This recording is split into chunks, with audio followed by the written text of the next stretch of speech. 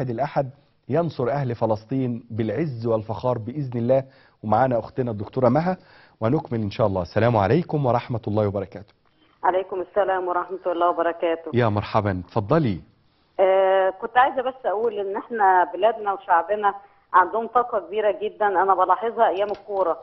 يعني ما بيفرحوا بينزلوا الشارع في ثانية واحدة، كل مصر بتبقى جوه الشارع، كل مصر بتبقى فرحانة وما بيخربوش وما بيعملوش حاجة غلط غير إنهم فرحانين.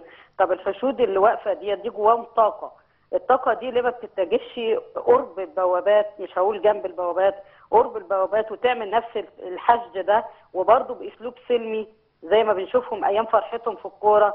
أنا واثقة إن اليهود لو شافوا المنظر ده الخضة لوحدها هتخليهم يخافوا يعملوا ألف حاجة.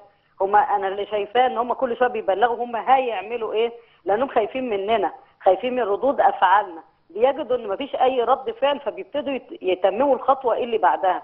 أنا نفسي إنهم يشوفوا إن في ردود أفعال بتتم. يعني مجرد إن الحشود دي زي ما بتنزل للكورة وبتبقى مهيصة تروح تهيص إن هم مش عايزين المسجد الأقصى يتلمس، بس ده لوحده هيرعبهم، لأن جميل. هم مرعوبين إن هم مرعوبين. يعني جميل. أنا شايفة إن هم مرعوبين، اللي يقعد يبلغ أنا هعمل كذا وهعمل كذا وعمالين يهدوا فيه خطوة خطوة خطوة على مدى سنين، ده واحد مرعوب. لأن اللي عايز يهده، طب ما هم ممكن يهدوه في ثانية لو هم مش مرعوبين. بس ربنا يعزك ويشرح صدرك وده يعني احنا طبعا رقم واحد، يعني نحن نهيب بالمسؤولين بان هم يدوا للشباب.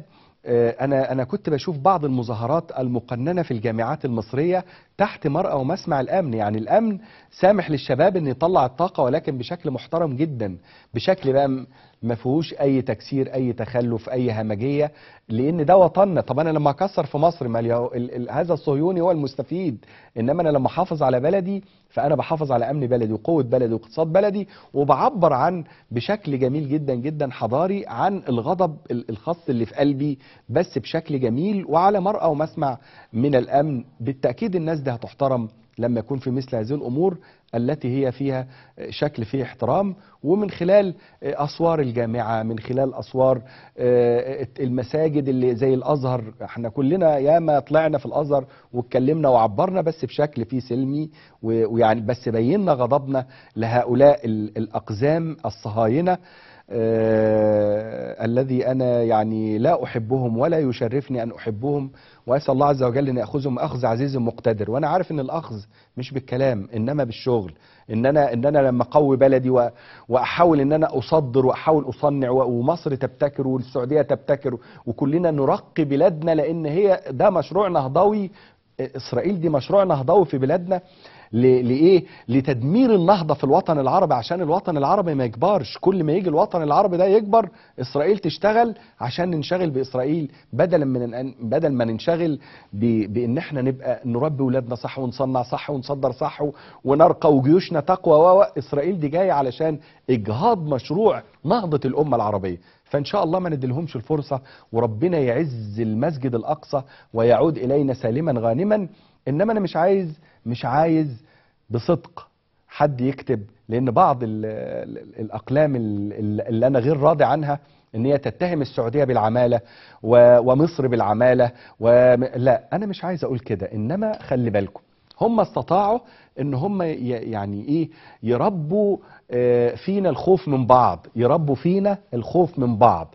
ولكن ان شاء الله ما فيش خيانات. ده لجنة مناصرة فلسطين دي مالية السعودية كلها، لجنة مناصرة مصر مالية الدنيا كلها، في الجزائر، في تونس، في الوطن، في الخليج كله، في الكويت تحديدا.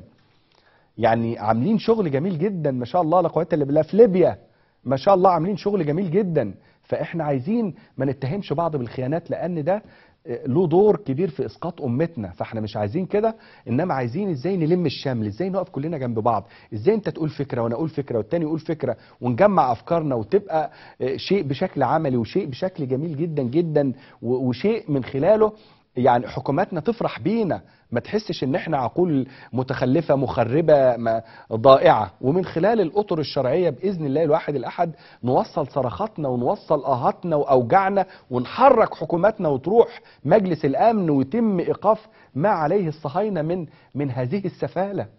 وباذن الله منصورين باذن الله. ومعنا اتصال.